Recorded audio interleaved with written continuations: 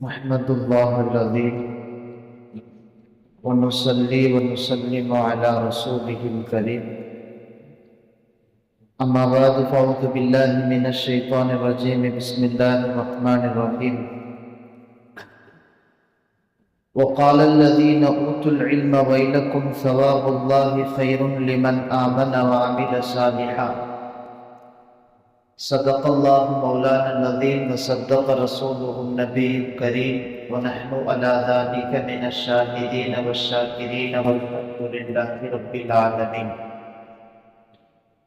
கண்ணியத்திற்கும் மிகுந்த மரியாதைக்கும் உரித்தான இஸ்லாமிய பெரியோர்களே, சகோதரர்களே, சிறார்களே, தாய்மார்களே, உங்கள் அனைவருக்கும் அஸ்ஸலாமு அலைக்கும் வரஹ்மத்துல்லாஹி வபரகாத்துஹு. அன்பிற்கினிய அல்லாஹ்வின் நல்லடியார்களே, இன்றைக்கு தராவீஹிலே சூரா அன்-நம்ல், சூரத்துல் கஸஸ், சூரா அல்-அன்கபூத் உடைய ஆரம்ப பகுதி ஓதப்பட்டிருக்கிறது. ஓதப்பட்ட சூறாக்களில் சூரா அல் கஸஸ் என்று ஒரு சூரா.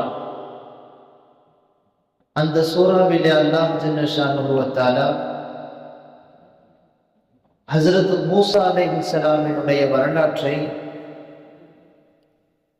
குறிப்பாக 2 கொடுங்கோலர்களை அவர்கள் சந்தித்த வரலாற்று குறிப்பை அல்லாஹ் சொல்லுகிறார். ஹஜ்ரத் மூஸா அலைஹிஸ்ஸலாமுடைய வரலாறு குர்ஆன்ல நிறைய சூறாக்களில் பல்வேறு கோணங்களில் பல வரலாற்று குறிப்புகளை அல்லாஹ் பேசுகிறார்.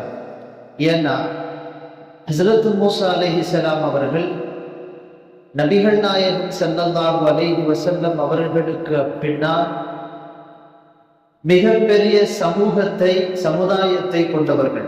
மற்ற எந்த நபிமார்களுக்கும் நீங்க மூஸா அலைஹிஸ்ஸலாமுக்கு இருந்த மாதிரி பெரிய சமூகம் இருந்ததாக வரலாற்று குறிப்பிலே இல்லை. அதே மாதிரி ஹஜ்ரத் மூஸா அலைஹிஸ்ஸலாம் அவர்கள்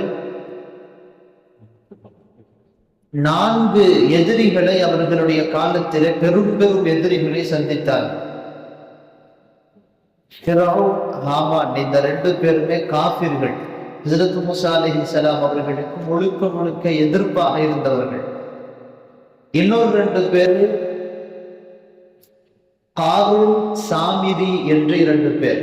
இந்த 2 பேரும் ஹஜ்ரத் மூஸா அலைஹிஸ்ஸலாம் அவர்களை ஈமான் கொண்டிருந்தார்கள். அதுக்கு பின்னால் முனாஃபிக்குகளாக மாறினார். ஹஜ்ரத் மூஸா அலைஹிஸ்ஸலாமை ஈமான் கொண்ட பின்னாலேயும் அவர்களை ஈமான் கொண்ட நிலையிலேயே அவர்களுக்கு எதிர்ப்பாக செயல்பட்டவர்கள். ரசூலுல்லாஹ்வுடைய காலத்துல முனாஃபிக்குகள் இருந்தார்கள். அந்த மாதிரி முனாஃபிக்குகளாக செயல்பட்டவர்கள். எல்லா நபிமார்களுடைய காலத்திலேயும் முனாஃபிக்குகள் என்பவர்கள் இருந்திருக்கிறார். அந்த வரிசையில ஹஜ்ரத் மூஸா அலைஹிஸ்ஸலாம் அவர்களுக்கு அல்லாஹ் 2 மிக பெரும் முனாஃபிக்குகளை கொடுத்தார். அவங்களுக்கு கீழே ஒரு கூட்டம் இருந்துச்சு. அதுல காரூன் என்பவன் ஒருவன், சாமிரிங்கிற ஒருத்தன்.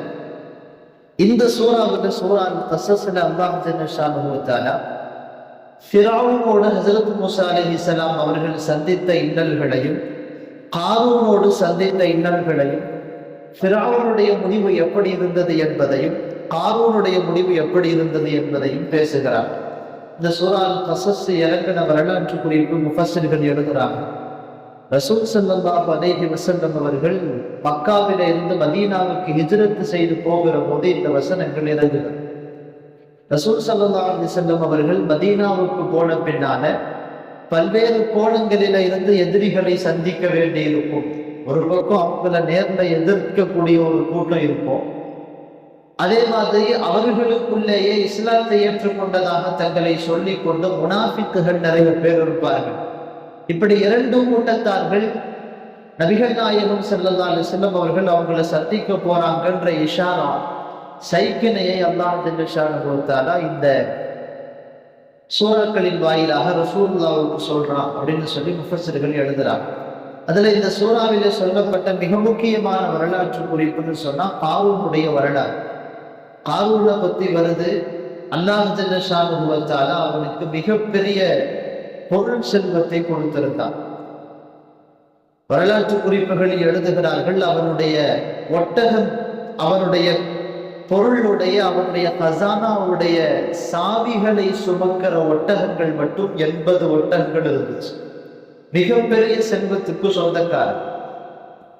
அவ்வளவு பெரிய செல்வத்திற்கு சொந்தக்காரனாக இருக்கிற இந்த காரூனை பார்த்துவிட்டு ஹஜ்ரத் மூசா அலைஹிஸ்ஸலாம் அவர்களினுடைய உம்மத்தினர்களாக இருந்த சில பேரை என்ன செஞ்சாங்கன்னு சொன்னா, அவனுடைய பொருளை மாதிரி நமக்கு பொருள் வரணும்னு ஆசைப்பட்டான். குர்ஆன்ல அல்லாஹ் இந்த சூரா கஸஸிலேயே அந்த வரலாற்று குறிப்புகளை எல்லாம் பேசுகிறார்.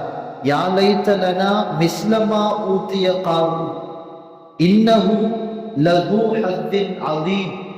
காரூனுக்கு கிடைச்ச மாதிரி நமக்கும் சொத்து கிடைக்கணுமேன்னு ஆசைப்பட்டான். அவன் பெரிய சொத்து அவன்கிட்ட இருக்குது, அந்த மாதிரி நமக்கும் சொத்து கிடைக்கணும்னு எல்லாரும் ஆசைப்பட்டான். அப்படிப்பட்ட மிகப்பெரிய சொத்துக்கு சொந்தக்காரனாக இருந்த காரூன், அவனை பத்தி அல்லாஹ் சொல்றான், இன்ன காரூன மின் கௌமி மூசா. காரூன் மூசா அலைஹிஸ்ஸலாமுடைய கூட்டத்தில் இருந்தவர் தான். ஆனால் ஃபபகா அலைஹிம், அவர்கள் மீது அவன் வரம்பு மீறி செயல்பட்டான். அந்த கூட்டத்தில் இருந்தாலும் அந்த கூட்டத்துக்கு எதிராக செயல்பட்டான் அப்படின்னு சொல்லி அல்லாஹ் அவருடைய வரலாற்று குறிப்பை சொல்லிட்டு வர்றாங்க. முஃபஸ்ஸிர்கள் எழுதுறாங்க, ஃபிரௌன் காரூனுடைய சொந்த சச்சா பையன். காரூன் ஹஜ்ரத் மூசா அலைஹிஸ்ஸலாமுடைய சொந்த சச்சா பையன்.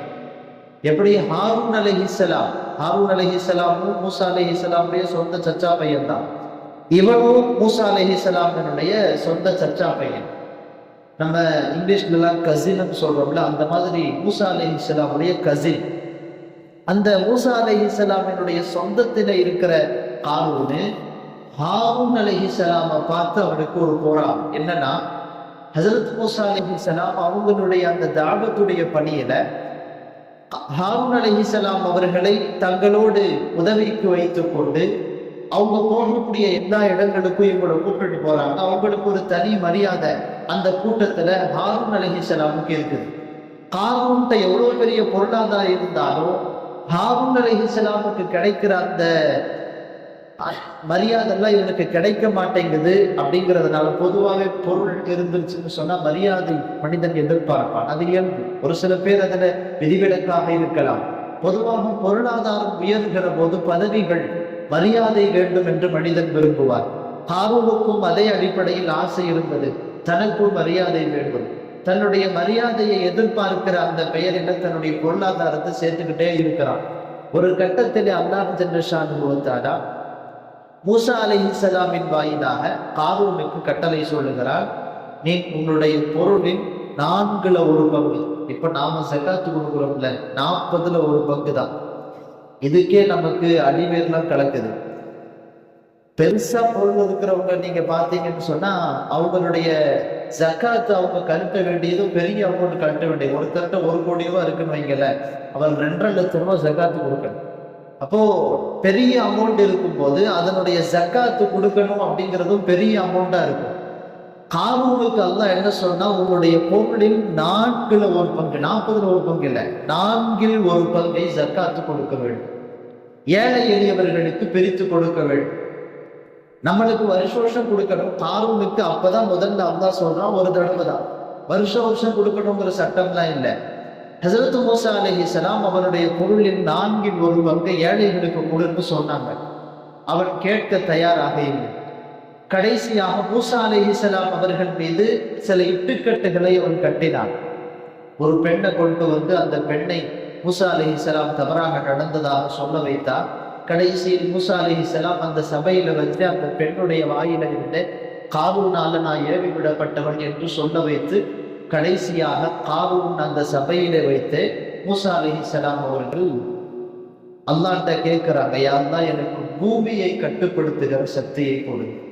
காரூன் நிற்கிற அந்த இடத்திலேயே அவனை பூமி அவனுடைய காலை பிடிச்சு கொஞ்சம் கொஞ்சமா உள்ள இழுத்துக்கிட்டே போச்சு. அல்லாஹ் குர்ஆனுடைய வசனங்களிலே சொல்லுகிறான், காரூனுடைய அந்த சொத்து, அவனுடைய பொருள் எல்லாவற்றையும் அவனையும் அவனுடைய வீட்டோடு சேர்த்து அவனுடைய பொருள் எல்லாத்தையும் அல்லாஹ் பூமிக்குள்ளே குர்ஆன்ல சொல்றான், பூமிக்குள்ளே இழுக்க வைத்தான். தஃசீர்களை எழுதுறாங்க, கியாமத்து வரை அவனும் அவனுடைய பொருளும் பூமிக்குள்ள போயிட்டே இருப்பான், கீழே போயிட்டே இருக்கும். இந்த நிகழ்வை அல்லாஹ் நடத்துவான் என்பது தஃசீருடைய கருத்து. இப்போ காரூனுடைய பொருள், அவனுடைய சொத்து எல்லாம் அவனோடு சேர்ந்து பூமிக்குள்ள இறங்கிட்டு இருக்கு.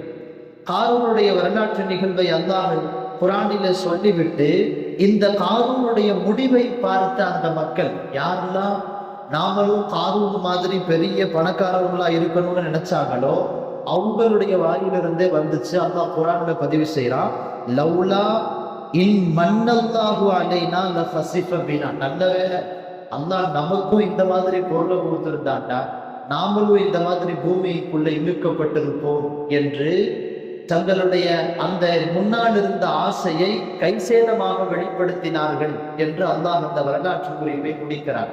இந்த வரலாற்று குறிப்பிலிருந்து நிறைய செய்திகள், படிப்பினைக்காக ஒரு ரெண்டே செய்தி நான் சொல்லி முடிச்சிடுறேன். முதல் செய்தி பணக்காரர்களுக்கான செய்தி, இன்னொன்று பணம் இல்லாமல் பணத்தினுடைய அந்த விஷயத்துல கொஞ்சம் கீழ்த்தரத்துல பணத்துல குறைவாக இருக்கக்கூடியவர்களுக்கான செய்தி. முதல் செய்தி, பணம் அல்லாஹ் யாருக்கு கொடுத்திருக்கிறானோ அவர்கள் பொதுவாக பணம் அதிகமாக அந்த பணம் என்பது ஒரு மெத்தனத்தனத்தை கொண்டு வரும். இது இயல்பு, மனிதனுடைய இயல்பு. ஆனால் அந்த இயல்பு தன்மையில இருந்து கொஞ்சம் வேறுபட்டிருக்க வேண்டும் என்பதைத்தான் அல்லாஹ் விரும்புகிறார். காசு வர வர வர பணிவு, அல்லாஹுவிடத்தில் சரணடைவது, இது அல்லாஹு கொடுத்த காசு என்கிற நிலை, அல்லாஹுவினுடைய ஞாபகம், இது அதிகமா வரணும் அல்லாஹ் விருப்பப்படுறான். காசு அல்லாஹ் நம்முடைய கையில கொடுத்துட்டு நம்மள்கிட்ட முதல் சோதனையே இதுதான். இந்த பொருளாதாரம் வர வர வர இவன் ரப்போடு எவ்வளவு தூரம் நெருங்குகிறான், எவ்வளவு தூரமாகிறான். இதைதான் அல்லாஹ் முதல்ல நம்மள்கிட்ட காசு கொடுத்துட்டு எதிர்பார்க்கிறான். அல்லாஹ் குர்ஆன்ல கூட நல்லடியார்களுடைய அடையாளமாக சொல்லுகிறான், ரிஜாலுன் லா துல்ஹீஹிம் திஜாரத்துன் வலா பைஉன் அன் திக்ரில்லாஹ். நல்லடியார்கள் யாருன்னு சொன்னா அவங்களுடைய வியாபாரம், அவங்களுடைய பொருள், அவங்களுடைய பதவி, அவங்களுடைய பொருளாதார வளர்ச்சி, இதுவெல்லாம் அல்லாஹ்வுடைய திக்ரை விட்டு அவங்கள தூரமாக்காது. எவ்வளவு நாம பொருளாதாரத்தினுடைய உச்சத்துக்கு போனாலும் அல்லாஹ்வினுடைய ஞாபகம் நமக்கு மறந்துவிடக்கூடாது. ரெண்டாவது, கீழே இருக்கக்கூடியவங்க பொருளாதாரத்தினுடைய எவ்வளவு உச்சத்துக்கு போனாலும் நமக்கு கீழே இருக்கக்கூடியவங்களோடு மறக்கக்கூடாது. அதுக்குதான் இஸ்லாம் நமக்கு ஜக்காத்தை கடமையாகும். நீ பொருளாதாரத்துல எவ்வளவு வளர்ச்சிக்கு போனாலும் ரப்புடைய தொடர்போடு இருந்து உனக்கு கீழே இருப்பவர்களை நீ எப்போதும் மறக்கக்கூடாது. காரூன்ட்ட அதுதான் அல்லாஹ் சொன்னான். அல்லாஹ் அவனுக்காக காசு கேட்கலையே, மூசா அலைஹிஸ்ஸலாம் கொடுக்க சொல்லல. மூசா அலைஹிஸ்ஸலாம் இடத்திலே கொடு, அதை அவர்கள் ஏழைகளுக்கு பிரித்து கொடுப்பார்கள். காரூன் கேட்க தயாரா இல்லை. கீழே இருப்பவர்களை ஞாபகப்படுத்த வேண்டும் என்பதை குர்ஆன் நமக்கு வலியுறுத்துகிறது. இந்த வரலாறு நமக்கு அதுதான் சொல்லும். ஒரு கால் அல்லாஹ் நம்மளை பாதுகாக்கணும். நம்முடைய பொருளாதாரங்கள், நம்முடைய மெத்தனத்தனம், நம்முடைய பொருளாதார வளர்ச்சி, நம்முடைய பதவி, கீழே இருப்பவங்களை மறந்துருவோம் அப்படின்னு சொன்னா அல்லாஹ் பாதுகாக்கணும். அந்த பொருளையே வச்சு அல்லாஹ் நமக்கு அதாவாக்கிறோம். காலுடைய விஷயத்துல அதுதான் நடந்துச்சு. இந்த உலகத்துல நாம தப்பிச்சுக்கிட்டாலும் மறுமையில அல்லாஹ் பிடிச்சிருவான். குர்ஆன்ல ஒரு வசனத்தில் அல்லாஹ் சொல்லுகிறான், ஃபத்துக்குவா பிஹா ஜிபாஹுஹும் வஜுஹூஹும் வதுஹூருஹும் ஹாதா மா கனஸ்தும். நாளை மறுமையில அடியார்கள் சில பேர் பொருளாதாரங்கள், அவங்களுடைய பொருளாதாரத்தை எல்லாம் என்ன செய்வான்னா அல்லாஹ் ஈயத்தை காய்ச்சி ஊத்துற மாதிரி அவங்களுடைய பொருளை எல்லாத்தையும் ஈய மாதிரி காய்ச்சி அவங்களுடைய முற்பக்கம், பின்னாடி பக்கம், முதுகு பக்கம், சைட்ல எல்லா பக்கமும் அல்லாஹ் ஊத்தி விடுவான். ஊத்தி விட்டுட்டு அவங்கள்ட்ட சொல்லப்படுவான், ஹாதா மா கனஸ்தும். உலகத்துல நீங்க எதெல்லாம் பொத்தி ஏன் பொருள் வச்சிருந்தீங்களோ இது அல்லாஹ் கொடுத்த பொருள்னு நினைக்கிற வரைக்கும் பிரச்சனை இல்லை. நாம ஜக்காத்தை கரெக்டா கொடுத்துருவோம். இது ஏன் பொருள் நீ சேகரிச்சு வச்சல, ஹாதா மா கனஸ்தும் ஃபதூகு பிமா குன்தும் தக்னிஸூன். அவங்கள்ட்ட அல்லாஹ் சொல்லுவான், குர்ஆன்ல சொல்றான் இந்த செய்தியை, நீங்கள் எதை சேகரித்து என்னுடைய பொருள் என்று சேகரித்து வைத்துக் கொண்டிருந்தீர்களோ பொக்கிஷம்னு சேர்த்து வச்சீங்களோ அதை இப்ப சுவையுங்கன்னு அல்லாஹ் கொடுப்பாங்க. அப்போ நாம எவ்வளோ பெரிய பொருளாதார வளர்ச்சிக்கு போயிட்டாலும் நம்முடைய பொருளில இருந்து அடுத்தவர்கள் பயனடையும். சுருக்கமா சொன்னா அதுதான். நாம பொருளாதாரத்துல கொஞ்சம் நல்ல நிலையில இருக்கிறோம்னு சொன்னா அடுத்த கட்டம் நம்மளுடைய பொருளாதாரத்தை கொண்டு அடுத்தவங்க பயன்பெறும். முதல் செய்தி, நாம ஏழையா இருக்கும்போது, பொருளாதாரத்துல கொஞ்சம் குறைவா இருக்கும்போது அதை சம்பாதிப்பதற்கான அந்த முயற்சிகளை இஸ்லாம் வரவேற்கிறது, அதை செய்யணும்னு சொல்லுது. ஓரளவுக்கு நாம் நம்முடைய தேவைகள் எல்லாம் பூர்த்தியானதற்கு பிறகு நமக்கு கீழே இருக்கிறவங்க அவங்களுடைய பொருளாதார வளர்ச்சி, அவங்களுடைய தேவைகள், அது விஷயத்துல கவனம் செலுத்தணும் அப்படிங்கிறத மார்க்கம் சொல்லுது. இது பணம் இருக்கக்கூடியவர்களுக்கான செய்தி. ரெண்டாவது, பணத்துல கொஞ்சம் பின்தங்கி இருக்கிறோம், பொருளாதாரத்துல பின்தங்கி இருக்கிறோம். பொருளாதாரத்துல வளர்ச்சியோடு இருக்கக்கூடியவர்களை பார்த்து நாம ஆசைப்படக்கூடாது. இப்போ ஒருத்தர்கிட்ட நல்ல காசு இருக்குது, அவர் அந்த காசை வச்சு நல்ல வழிகள்ல செலவு பண்றாரு. ஒரு வருடத்துல நல்ல இல்மு இருக்குது, அந்த இல்மை வைத்து அவர் நல்ல விஷயங்களுக்கு அதை செலவழிக்கிறார், 4 பேருக்கு நல்லா சொல்லி தர்றாரு, அதுக்கு ஆசைப்படலாம். ஒருத்தர் நல்லா வசதியா வாழ்கிறார், பெரிய மாளிகையில வாழுகிறார், அவரிடத்துல 4 கார் இருக்கிறது, அந்த மாதிரி நாம வாழணுங்கிற ஆசை எப்படின்னு வரக்கூடாது. அது அல்லாஹ் அவருக்கு கொடுத்த ஞாபகத்து. அதை கொண்டு அவர் அல்லாஹ்வை மறக்காத காலம் அது அவருக்கு ஞாபகத்தாக இருக்கும். ஒரு கால் நாம அந்த பொருளுக்கு ஆசைப்பட்டு அந்த பொருளை நாம் முறையாக அல்லாஹ்வுக்கு செய்ய வேண்டிய கடமைகளிலே தவறிவிட்டோம்னு சொன்னா அந்த பொருளே நமக்கு அதாபா வந்துடும். அதனால காரூனுடைய வரலாற்றில இருந்து இன்னொரு செய்தி, அந்த மக்கள் எல்லாம் காரூனுடைய அந்த பொருளை பார்த்து ஆசைப்பட்டாங்க.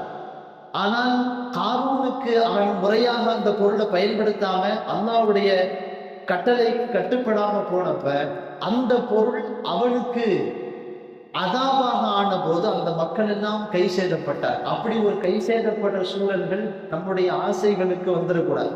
அதனால நம்முடைய பொருளாதாரத்தினுடைய குறைபாடு என்பது இது நமக்கு அல்லாஹ் விதித்தது, அல்லாஹ் இதில் நமக்கு கயிறு வச்சிருக்கிறான் என்கிற அந்த மனநிலையில் இருக்க வேண்டும்.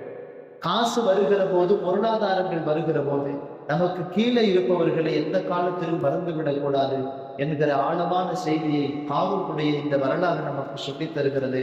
எல்லாம் வல்ல அல்லாஹ் நம்முடைய பொருளாதார வசதிகளை எப்படி பயன்படுத்தக்கூடியவர்களாக நம்மை ஆக்கி தந்தல் புரிவானாக. வாஃபுத்தாவான